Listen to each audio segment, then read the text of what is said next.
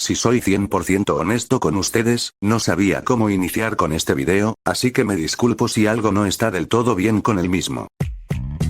Muy buenas amigos, espero que se encuentren bien. Sí, ya sé que tal vez tarde un poco en volver a la plataforma desde que inicié a subir contenido, pero hey, ya saben lo que dicen, mejor tarde que nunca. Y si al menos sirve de algo, esta vez puedo decir que vengo motivado a verdaderamente seguir con el canal después de haberlo abandonado por algunos motivos sumamente importantes que tuve que priorizar, y como de momento no hay nada que me pueda impedir crear vídeos, ahora podré hablar de temas personales referentes al mundo de los videojuegos, siendo el tema que me interesa hoy, mostrar cuáles han sido los videojuegos que jugué a lo largo del año 2025. La dinámica va a ser muy sencilla. A lo largo del video les iré mostrando todos los juegos que he jugado el año pasado, explicando cosas obvias como de qué tratan o qué tanto me gustaron, y añadiendo por el camino cositas básicas como una nota al final de cada puesto, y ese tipo de aspectos. Eso sí, solo me gustaría hacer una pequeña aclaración antes de iniciar con el listado, aunque si lo desean, pueden adelantar esta parte al minuto que ven en pantalla para ver lo que les interesa. Lo único que quiero mencionar es que en realidad no hay un orden general de los juegos que van apareciendo en lo que se refiere a la calidad o si son mis favoritos, es decir, que esto no es como un ranking o un top del peor al mejor, solo los iré mostrando y mencionaré qué tal estuvieron, y obvio, basado única y exclusivamente en mi opinión. Decidí organizar así todo para que haya más variedad en los tipos de juegos que hay, aunque eso sí, al final del vídeo haré un pequeño mini top, para mostrar cuáles fueron mis 10 juegos favoritos en todo el año. Así que bueno, sin nada más que pueda decir, podemos comenzar.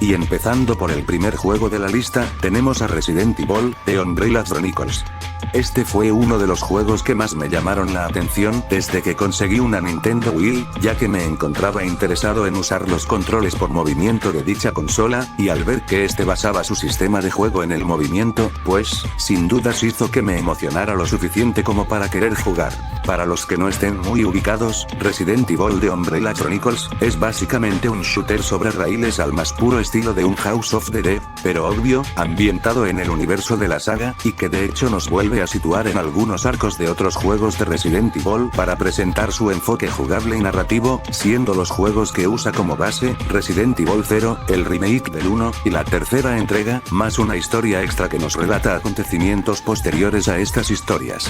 El objetivo del juego es bastante sencillo, tenemos que ir disparándole a todos los enemigos que vayan apareciendo en la pantalla para ir avanzando en los niveles, y así progresar en las historias, todo esto mientras al mismo tiempo elegimos qué caminos tomar, junto con algunos detalles adicionales interesantes, como el conseguir coleccionables ocultos, o incluso enfrentamientos finales contra jefes en la mayoría de episodios. Y en eso podría resumirse casi todo lo que hay por ver.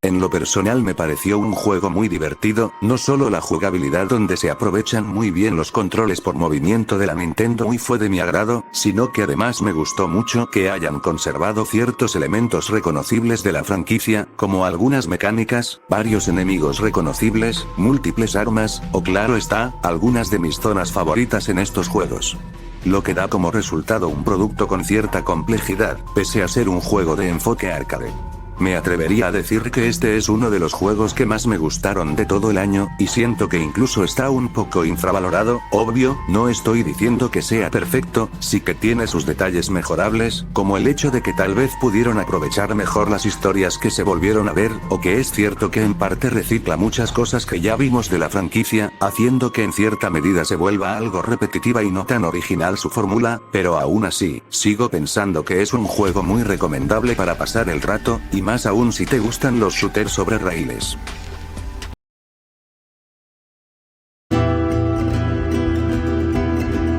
El primer Blasphemous fue en general un juego muy bien recibido por parte del público desde que salió en el año 2017, un juego 2D del género Metroidvania que combinaba una jugabilidad del tipo Souls, con un acabado artístico y visual increíble, fue algo realmente especial que sencillamente hizo que se ganara el cariño de la gente amante de los videojuegos, aun y cuando tal vez tenía algunas cosas mejorables, siendo catalogado por muchos como uno de los mejores juegos indies no solo de los últimos años, sino a su vez, de forma general.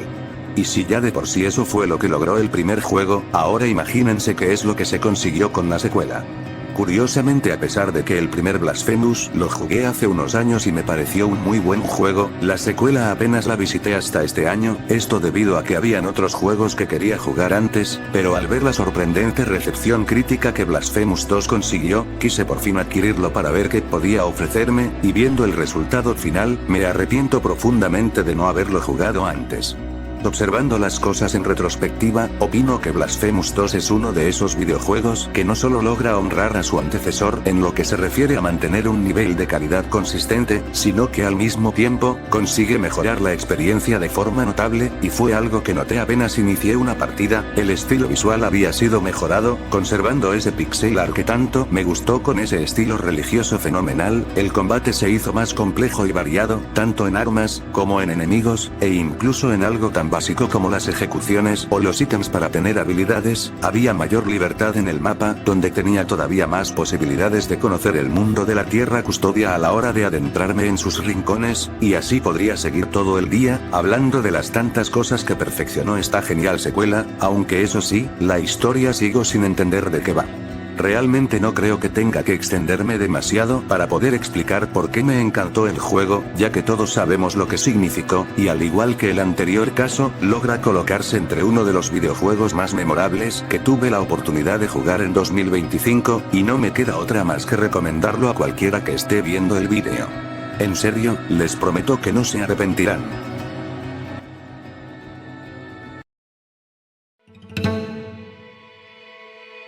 Y pasamos de uno de los videojuegos que más me encantaron en 2025, a otro que bueno, digamos que no tanto.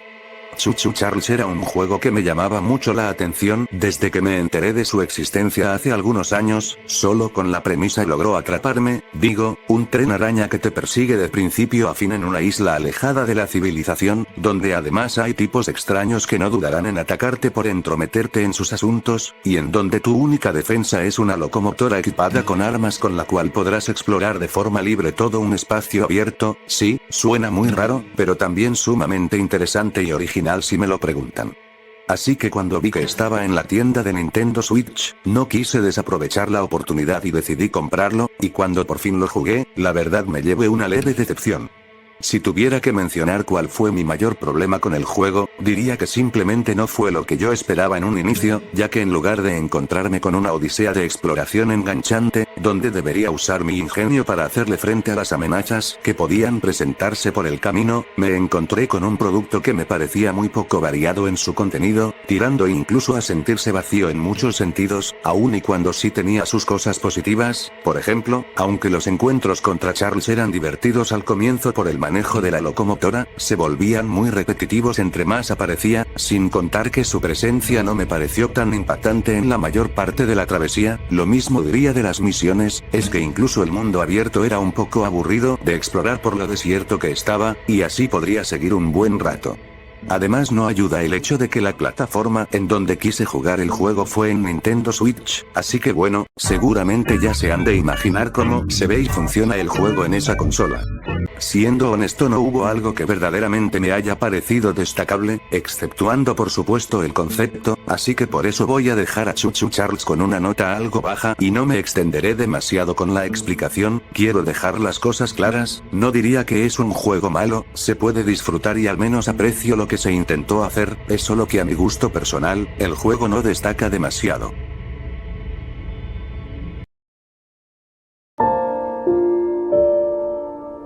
Después de la experiencia algo descafeinada que resultó ser ChuChu Charles, pensé que sería una buena idea seguir con el terror, debido a mi repentino interés por dicho género, y después de haber vuelto a ver qué opciones tenía en mente para 2025, apareció el juego que precisamente ocupa esta mención, y es nada más y nada menos que Resident Evil 7, Biohazard.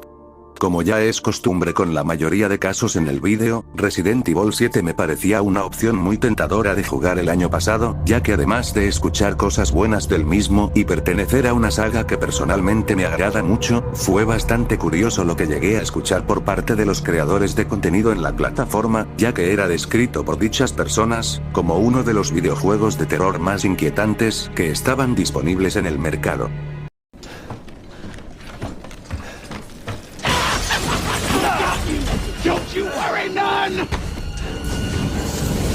Así que no me la pensé dos veces, y cuando conseguí una PlayStation 5 y tuve la oportunidad, compré el videojuego. Afortunadamente y a diferencia del caso anterior, Resident Evil 7 sí que logró estar a la altura de mis expectativas, presentándome una aventura sorprendentemente entretenida y también muy escalofriante, siendo por lejos lo que más me gustó, los momentos con los antagonistas y la jugabilidad en sí.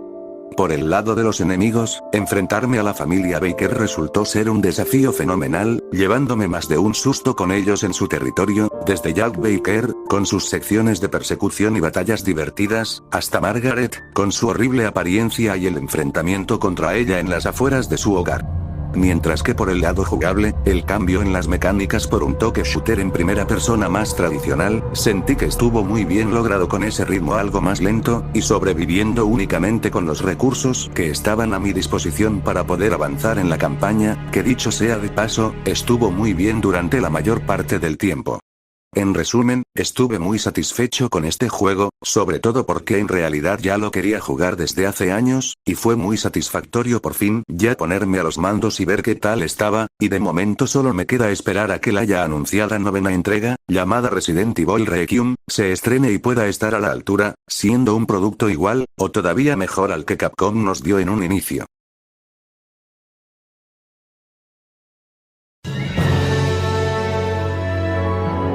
Si bien no me considero un mega fanático empedernido de la saga Monster Hunter, debo decir que igualmente sí llegué a pasar muy buenos momentos con sus juegos, así que teniendo eso como referencia, solo era cuestión de tiempo para que eventualmente, buscara conseguir una de las mayores joyas de Capcom que al día de hoy solo se puede disfrutar en 3DS, a menos que seas un hater de Nintendo por supuesto. Y obvio, hablo de Monster Hunter 4 Ultimate. Creo que para nadie va a resultar ser una novedad que diga que por tercera vez la franquicia me ha sorprendido con un gran juego atascado de mucho contenido con el cual podría pasar docenas de horas jugando y sin llegar a aburrirme, debido a su adictivo sistema de juego que durante años solo se ha perfeccionado tras el lanzamiento de cada entrega, logrando que al final volviera a encariñarme no solo con Monster Hunter, sino también con la pequeña computadora de mano de Nintendo. Sé que tal vez no lo hago sonar como algo tan especial en comparación a otros ejemplos, pero créanme cuando les digo que en verdad tuve muy buenos ratos con el mismo, tanto es así que hasta me gustaría contar una pequeña anécdota referente a esta cuarta entrega, antes de ir con otro juego.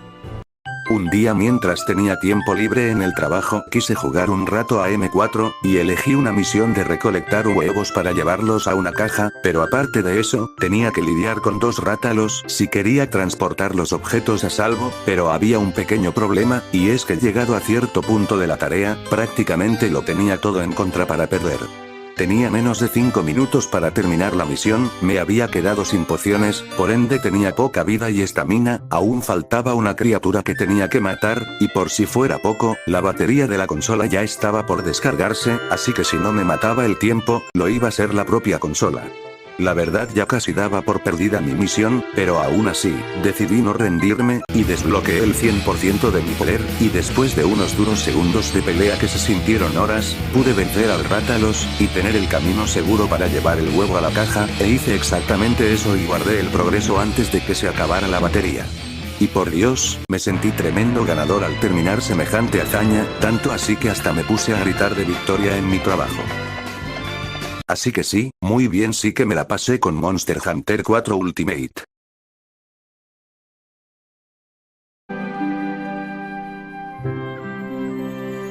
Mi historia con Monster Hunter Stories es bastante sencilla en muchos aspectos.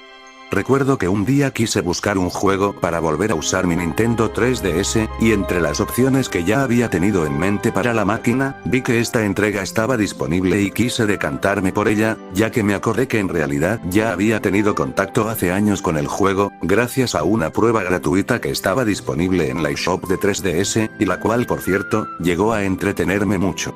Monster Hunter Stories es un caso particular dentro de su franquicia, ya que se trata de un spin-off que se aleja completamente del combate JRPG en tiempo real de la saga, para en esta ocasión, tener un enfoque totalmente RPG basado en turnos, siendo de hecho muy similar a un juego de Pokémon, por el tema de tener que esta vez no cazar a las criaturas, sino capturarlas, e intentar crear un vínculo con ellas para formar un equipo, mientras vamos explorando un pequeño mundo semiabierto con distintas regiones, añadiendo también características adicionales en el transcurso de la aventura.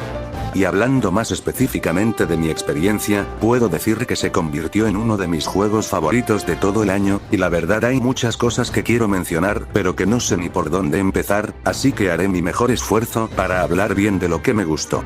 En lo que respecta al combate, diría que estuvo muy bien lo que se me presentó, ya que además de ser vistoso a la vista, ese estilo Pokémon con una mayor libertad en los ataques fue un gran acierto, ya que no solo podía controlar a las criaturas, sino también a mi personaje, el cual podía personalizar a mi antojo, dándole mucha variedad y más estrategia al asunto, además de claro, ser muy entretenido. También la exploración del mundo tuvo su encanto, porque aunque no era tan extenso o completo, ver esos lugares llenos de colores y vida donde cada sitio se sentía diferente fue especial, y por supuesto, no podía ignorar el bonito estilo artístico y visual que se logró conseguir, un cel shading con una fuerte influencia del mundo anime con muy buenos diseños de personajes y monstruos, que incluso al día de hoy se sigue viendo bien, y de manera regular, se puede decir que también cumple en otros apartados, incluyendo el contenido base, siendo probablemente uno de los videojuegos más completos y extensos que podrás encontrar en el extenso catálogo de 3DS, aunque por suerte y a comparación de M4, Stories sí que puede jugarse en más plataformas. Puedo entender por qué para algunas personas podrá no parecer un juego tan pulido o muy destacable en comparación a otras alternativas, ya que obviamente tiene algunos problemas que pudieron haberse solucionado, como que la dificultad no es tan desafiante en lo que se refiere a las batallas, algo un poco decepcionante para tratarse de un RPG, o también el propio mundo abierto que se pudo haber mejorado más, ya que no era tan trabajado si tenemos en cuenta mejores candidatos, pero francamente, el cariño que al final le tuve a Stories fue especial, diría que es un videojuego al que al final terminas queriendo por lo que te presenta sin importar si es perfecto o no, no por nada fue el juego al que le dediqué más horas a lo largo de los meses. Y por si acaso alguien se lo está preguntando, permítanme decirles que sí, sé que existe una secuela, así que es muy posible que más adelante vuelva a adentrarme en este mundo, pero de momento, solo dejo mi postura de forma resumida, fue una odisea bastante memorable, y que siempre tendrá un lugar muy especial en mi corazón.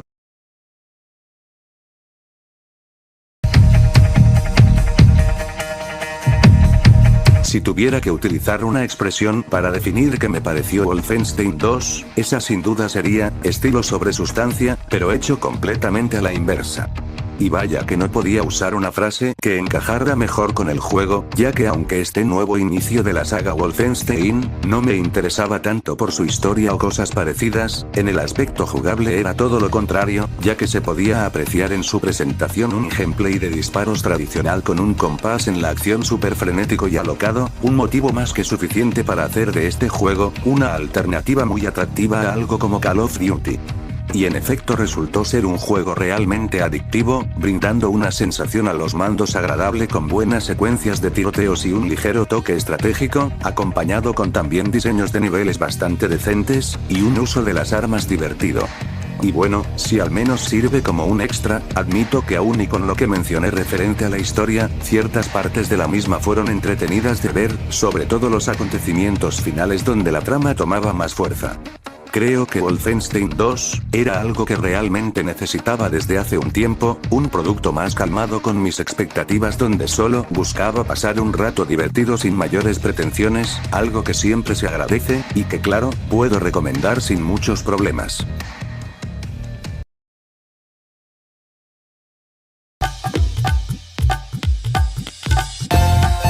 Saben, creo que esto no es algo que he llegado a mencionar tan seguido, pero personalmente, la saga de Shantae es una la cual me encanta, si bien no he tenido todos sus juegos, lo que sí he llegado a jugar me ha cautivado, Pirates Course, que vendría siendo la tercera entrega de la saga y el primero que jugué de forma general, para mí es un juego increíble, sin mencionar que fue el juego que hizo que me adentrara al género de los juegos Metroidvania, y Half Genie Hero, si bien no considero que llegue a ese mismo nivel, igualmente me pareció que estuvo muy bien, sobre todo en aspectos como el apartado visual o la música. Así que teniendo en cuenta lo anterior, no era ninguna novedad que quisiera seguir con otras secuelas, entre ellas, Shantae and the Seven Sirens. Y créanme que mis expectativas estaban hasta las nubes con este juego, ya que parecía que iba a ser todavía más complejo y extenso, además la forma en cómo pude jugar el juego fue literalmente un golpe de suerte, ya que en una ocasión me había suscrito al servicio de streaming llamado Crunchyroll, y tan solo 3 días después de eso, justo se añadió al catálogo de juegos de la plataforma, por ende, me era imposible ignorarlo. Y bueno, volviendo a ver las cosas con la mente más fría, creo que mi percepción de Seven Sirens ahora es más positiva, ya que debo admitir que al comienzo me sentí un poquito decepcionado, de que en parte se dio un retroceso de calidad en comparación a los dos juegos pasados, debido a que muchas de las características llamativas que llegué a ver en reseñas no estuvieron tan bien trabajadas. Un ejemplo de eso serían los lugares explorables, siendo más simples tanto en estilo visual como en cosas por realizar, o también, podría añadir a la lista la historia, donde sentí que quedó a deber, por desaprovechar muchos datos curiosos al dejarse de lado, o bien, por no terminarse de desarrollar bien. Es más, hasta la música sentí que no estaba al nivel.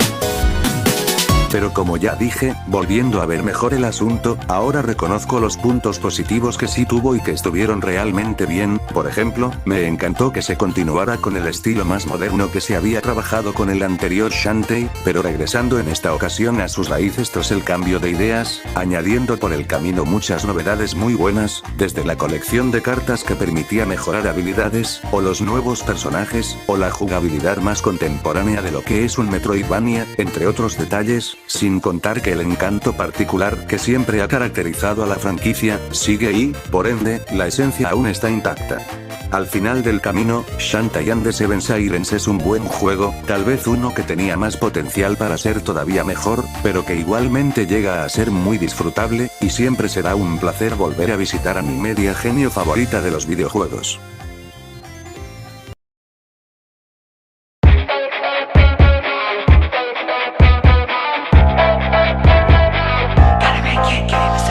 Y ahora toca hablar de un mundo loco cargado de mucha violencia con un estilo visual a blanco y negro, y mucha música hip hop, y por supuesto, hablo de Mad World. Considerado por muchos como el juego más violento de la Nintendo Wii, y también una de las obras de culto más queridas en la actualidad, Mad World era muy posiblemente el juego que más quería jugar en el 25, de hecho fue tanta mi emoción que llegué a comprar de forma impulsiva una Nintendo Wii, antes de que siquiera tuviera una copia del juego, porque en serio, solo miren esto, y díganme si no se ve genial. Let's go! Here we go ride. We go, we go ride. We go, we go ride. We go, we go ride. We go ride. We go, we go ride. We go, we go ride. We go, we go ride. La historia nos sitúa en Barrigan City, una ciudad ficticia donde se lleva a cabo un concurso de asesinatos llamado The Watch, y que es liderado por gente desconocida que busca apoderarse de la ciudad, y es aquí donde controlaremos a Jack, una persona que intentará sobrevivir en este festival de matanza, para cumplir con una misión encargada por el gobierno, aunque bueno, más adelante descubriremos que en realidad existen otras razones para ser un concursante del programa. La dinámica es bastante habitual, hay que ir matando matando múltiples personas para obtener puntos en The Watch, y así subir en la clasificación, y para lograr eso será necesario usar nuestra imaginación y elaborar una gran cantidad de muertes, y entre más originales sean, más puntos tendremos, porque como bien lo dijo cierto canal, no es lo mismo rematar un enemigo a secas, a comparación de que si tiene pinchado 3 señales de tráfico, y está dentro de un neumático.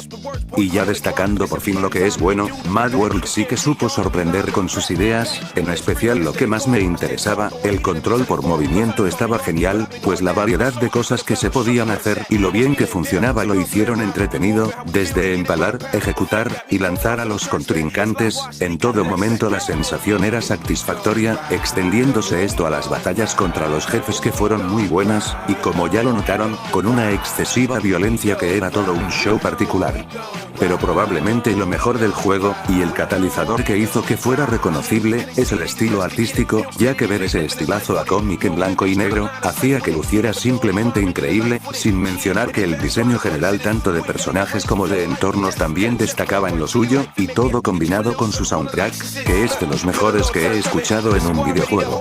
Obviamente no está de más mencionar que es un juego que también tiene sus fallas, y para dar muestra de ello, admito que el juego puede volverse algo repetitivo en su núcleo jugable, ya que la mayor parte del tiempo estaremos matando de formas muy parecidas a los enemigos entre más avancemos, o también está el detalle de que es un juego muy corto, con un aproximado de 4 a 5 horas de duración. Aunque de igual forma, y a pesar de esos puntos flojos, al final no tuve muchas indiferencias. Mad World era un proyecto realmente único, algo que merecía más atención y en donde las cosas buenas terminaron por pesar más que las malas, y ojalá algún día volvamos a saber más de Jack, porque si algo falta en estos días, además de las memorias RAM, es tener propuestas originales en el mundo de los videojuegos.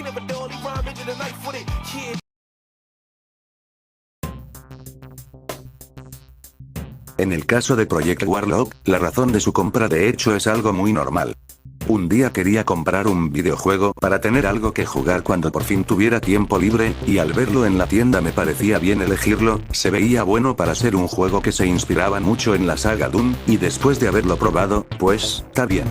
No fue algo del otro mundo, y personalmente no es algo que jugaría muy seguido, pero igual supe encontrarle el lado bueno al asunto, ya que por lo que vi, parece ser que yo no era el único que tenía más de una pega con él, sin embargo y como digo, tampoco es que haya sido una mala experiencia, la jugabilidad era decente, las armas eran divertidas de usar, los sitios que debía recorrer me parecieron agradables a la vista, y muy diversos entre sí, y lo que sí debo reconocer, es que en el apartado 2D, estuvo muy bien trabajado, siendo lo que más me convenció por lejos. Aquí sí que no quiero extenderme mucho para evaluar su calidad, y seré bastante breve con Project Warlock, es un producto entretenido, con algunos elementos mejorables, pero que también posee características relativamente buenas, y es por eso que no lo quiero dejar mal parado. ¿Pero saben que es mejor que un juego que se parece a Doom? Bueno.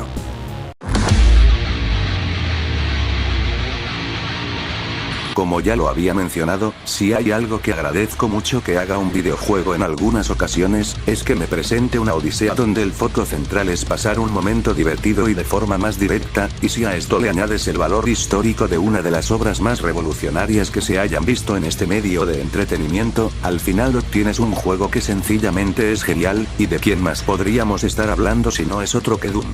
La resurrección de una saga que terminó por volver a la gloria, luego de un par de lanzamientos que tal vez no convencieron a todos, por supuesto que no podía quedarse fuera de mi vídeo, de por sí ya sabía que cuando lo tuviera iba a darle el visto bueno en el listado, pues a estas alturas su reputación era como mínimo destacable, y jugarlo posteriormente solo confirmó lo que ya había previsto. Su jugabilidad era sencillamente emocionante, recuperando ese ritmo frenético y visceral que en su momento fue muy amado con su primer lanzamiento, pero renovando sus ideas para los tiempos modernos, con un manejo versátil de las armas y elementos que le añadieron más complejidad, con además un apartado gráfico que parece sacado de otro mundo, y algunos de los niveles más interesantes que he explorado en un shooter, y la verdad son pocas las cosas que podría reprocharle al reboot de Doom, fuera del hecho de que su historia tal vez no es la más compleja, y que capaz sus siguientes entradas pulieron aún más sus conceptos. Doom fue un recordatorio del por qué me encantan los videojuegos, pues se encargó de reunir muchas de las virtudes que precisamente busco en uno, una diversión a los mandos que se mantiene desde el principio hasta los créditos, ideas que se sienten frescas, un apartado tanto sonoro como visual muy bueno que logra llegarte al alma, y claro, muchos memes. Y si alguien de aquí ha tenido la oportunidad de jugarlo, creo que no estarán en desacuerdo conmigo.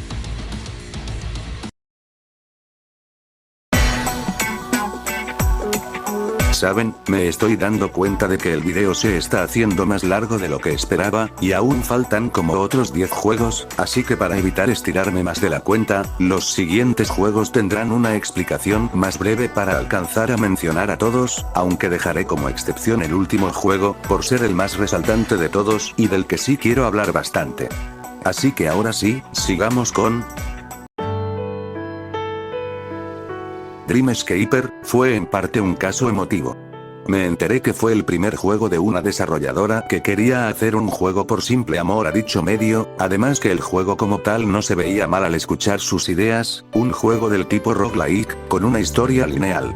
Y por suerte es de mi agrado informarles, que al final me gustó mucho al darle una oportunidad. El combate cuerpo a cuerpo con una vista de águila estuvo entretenido, a pesar de no ser tan cambiante en sus opciones jugables, la trama era emotiva al explorar la vida de Cassidy, la protagonista, la música es linda, y la dirección de arte, era encantadora, razones más que suficientes para que yo viera a Dreamscaper como una bocanada de aire fresco en mi recorrido, y fue tan así, que por un tiempo estuvo en mi top 10 del año, y si bien al final terminó siendo superado por otros juegos, igual le tengo un gran aprecio por el esfuerzo que tuvo detrás, se nota que fue un juego hecho con cariño por parte de sus desarrolladores, y eso yo, lo valoro bastante. Sé que es un poco precipitado lo que voy a mencionar, y tal vez algunos no estarán de acuerdo conmigo, pero de los 3 juegos de la saga que están en el listado, creo que este fue el más flojito a mi parecer, ya que Resident Evil 0, aunque busca tener una idea muy parecida al remake del primer Resident Evil, pero sirviendo ahora como precuela, siento que no termina de funcionar al completo, por algunas decisiones cuestionables que estaban presentes, como las mecánicas y criaturas un tanto molestas que se decidieron añadir, sin contar que ahora la historia no está tan trabajada, y termina siendo hasta menos interesante de lo esperado. Pero como digo, al ser muy parecido al remake, logra conservar también la mayoría de aspectos buenos que hacían a dicho reinicio increíble, como el hermoso estilo gráfico, o los controles renovados que se sienten bien, y como no, los personajes de Rebecca y Barry, que hacen un muy buen equipo en la trama, representando lo mejor del juego.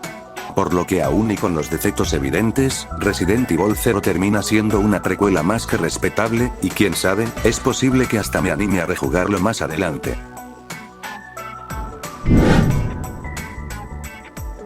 Mario Tennis Open, otro juego de Nintendo 3DS que es totalmente exclusivo de la máquina, pero en esta ocasión, con el fontanero de protagonista en un deporte común. Y bueno, eso es todo en realidad. Aquí sí que me costó hacer una explicación concisa, pero para no dejar esta mención vacía, diré que lo único que puedo decir es que fue el juego que menos disfruté de todos, sí, incluso menos que otros juegos como Chuchu Charles o Project Warlock, y en realidad la única razón por la cual siquiera lo tenía, fue porque un conocido de mi familia se ofreció a comprármelo, y aunque ese gesto lo aprecio, con Mario Tennis Open, no diría que pasa lo mismo. Supongo que lo que no hizo clic conmigo, es la propia propuesta en escena. El tenis no es que sea de mis modalidades favoritas en un videojuego, y aunque en este subgénero de Mario se intentó añadir cosas como movimientos específicos con la pantalla táctil de la consola, para darle algo de estrategia, y canchas inspiradas en el universo champiñón, para mí se quedó como un juego de Mario más del montón, uno que sí, podía entretener, pero que se sentía hecho solo para rellenar el catálogo de 3DS, y todavía con un deporte que no me atrae, y sin llegar a ser un mal videojuego, tampoco consigue ser uno que se quede conmigo. Respeto completamente si alguien opina que merece una mejor valoración, sin embargo mi visión, se queda así por el momento. Si me preguntaran por un ejemplo de un videojuego, del cual no esperaba mucho pero que luego terminó sorprendiéndome, sin duda diría Crypt of the Necrodancer, pues reconozco que originalmente solo lo compré para tener algo de contexto sobre la historia para jugar su spin-off, y no tanto porque quisiera jugarlo, pero cuando finalmente lo tuve en mis manos, obtuve una pequeña sorpresa. Les estaría mintiendo si dijera que no me la pasé bien, ir venciendo a los enemigos al ritmo de una música pegajosa mientras recogía ítems para ser más fuerte no estuvo nada mal, y la dificultad elevada le dio un plus al jugar, siendo adictivo por ratos, pese a algunas cosas no tan refinadas, destacando los mapas aleatorios algo confusos, o el orden de acción desequilibrado de ciertas amenazas. No es de mis indies favoritos, pero igual tiene su mérito. Rift of the Necrodancer, como tal ya era un videojuego que tenía en mente conseguir desde que lo conocí, y principalmente lo tuve como una opción por lo divertido que aparentaba ser en su gameplay, muy del tipo Guitar Hero, pero con una identidad propia en su interfaz. Y me alegra mencionar que mi emoción no fue mostrada en vano, ya que en verdad tuvo varios puntos a su favor. La música es sobresaliente, con varios temas muy agradables de escuchar tanto en el modo historia como en extras de juego complementarios, las fases contra enemigos o los minijuegos donde el ritmo ahora es el foco principal, me convencieron por la buena combinación de acciones precisas en constante movimiento, y el cambio en el aspecto visual se veía espectacular respecto a su juego original, que dicho sea de paso, para ser un spin-off, siento que encajó perfectamente bien con Crypt of the Necrodancer, en lo que se refiere a la continuidad de sus conceptos. Lo único que tal vez lo deja un poco abajo, es el momento en el que por fin ya se podía jugar, pues aunque me enteré de su desarrollo desde el año 2023, salió alrededor de casi 2 años después de eso, es decir, que se estrenó en un periodo de tiempo considerable, donde además ya no me interesaba demasiado, siendo algo que le jugó bastante en contra. Aún así no descarto la idea de volverlo a jugar para reconciliarme con él, logró captar mi atención una vez, por lo que es seguro que pueda volverlo a hacer. Milk, Outside a Bag of Milk, es un juego extrañamente interesante.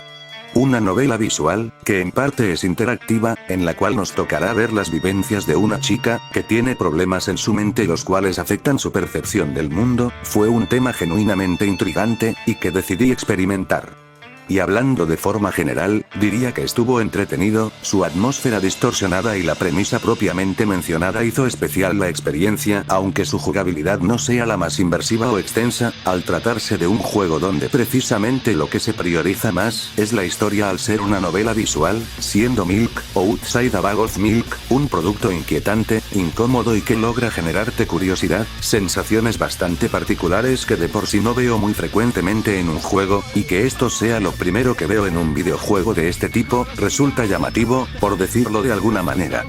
No será algo que me cambió la vida ni mucho menos, pero vaya que logro ser una propuesta muy fresca y curiosa.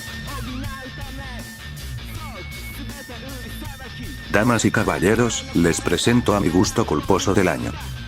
Close to the Sun fue para mucha gente, una idea ambiciosa que desperdició por completo su potencial desde su concepción, pues el juego daba la sensación de querer ser un sucesor espiritual de BioShock con su atmósfera, y teniendo además como anzuelo una historia prometedora donde controlaríamos a una mujer que busca a su hermana en un crucero retrofuturista inventado por Nikola Tesla, que ahora parece estar abandonado, y con una amenaza en sus pasillos. Sin embargo, y como ya lo han de suponer, las críticas que recibió evidenciaron sus problemas, desde ser un walking simulator con una nula jugabilidad y un terror casi inexistente, hasta detalles aún más graves como el desarrollo de su misterio, siendo bastante inconsistente, y dejando una recepción no tan positiva. Y aún así, aquí me ven diciendo que me gustó el juego. No sé, pero extrañamente sí logré disfrutarlo, ver ese crucero súper detallado con la sensación de estar en peligro en casi todo momento, se sintió bien, y ver el nivel gráfico que tenía fue realmente impresionante, aunque esto último solo aplica para el resto de versiones que no sean Nintendo Switch, porque fue un juego que nuevamente experimenté ahí, y esta vez sí que iba fatal como no se lo pueden imaginar. Podrá ser un proyecto con muchas deficiencias, y entiendo completamente las críticas que recibió tras su lanzamiento, no obstante, yo por mi parte no considero que sea tan mediocre, y entretiene de vez en cuando si logras moderarte con las expectativas.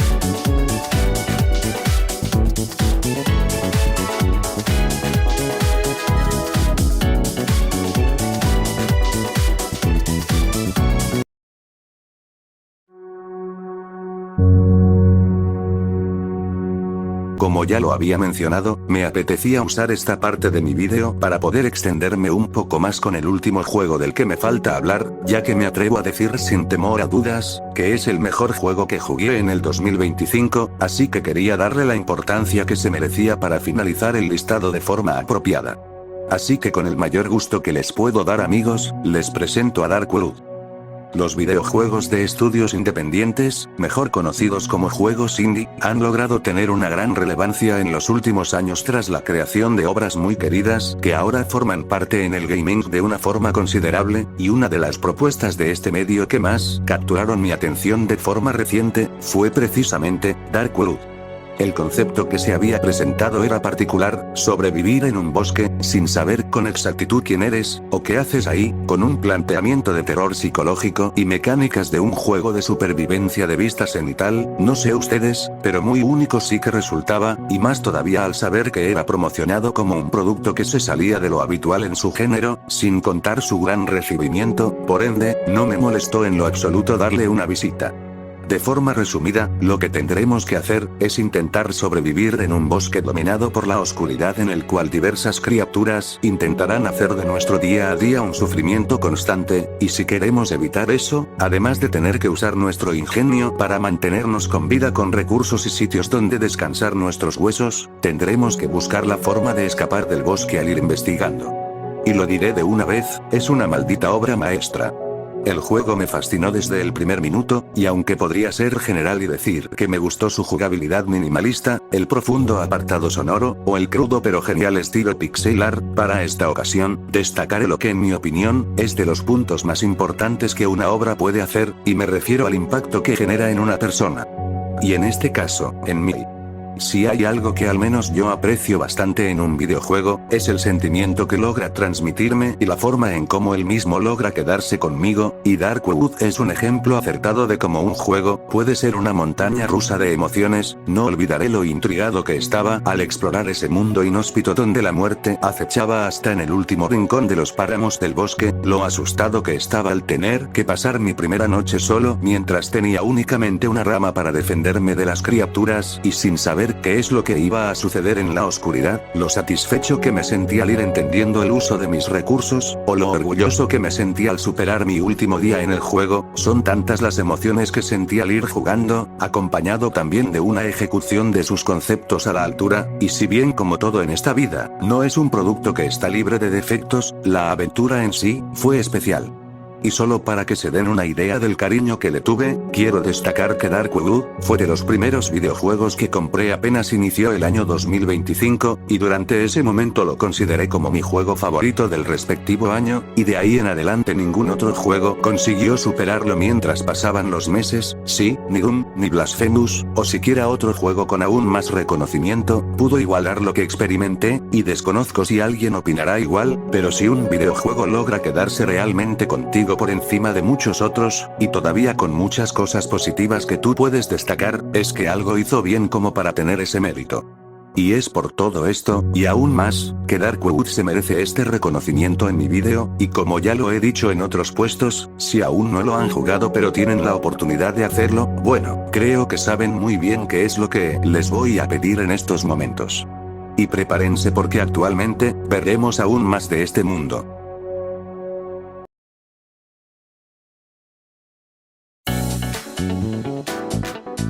Y bueno, por fin ya terminamos con los juegos.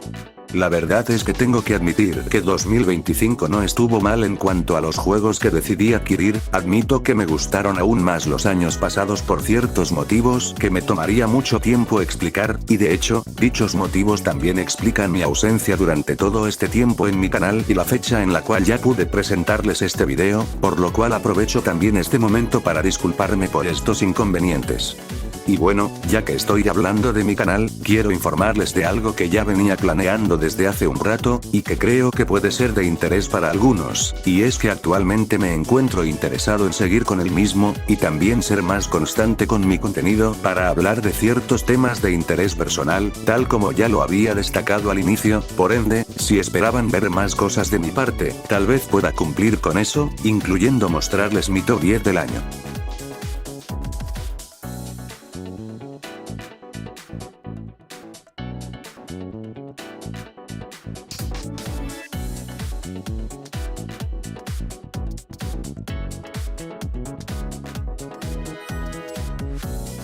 Por este tema sería todo por hoy, pero antes de retirarme, quiero dar un par de avisos rápidos. Lo primero de lo que voy a hablar, es que me gustaría pedirles que si es posible, se pasarán por el canal de una persona que quiero recomendarles, se llama Mark Myers, es un buen amigo mío de la plataforma con el que convivo de vez en cuando y que de hecho ha recomendado mi canal, y bueno, me gustaría devolverle el favor recomendando el suyo, se dedica a hablar de temas referentes al mundo del entretenimiento audiovisual, eso incluye películas y series, por lo que si quieren ver vídeos de Absoluto Cinema, es una opción bastante buena.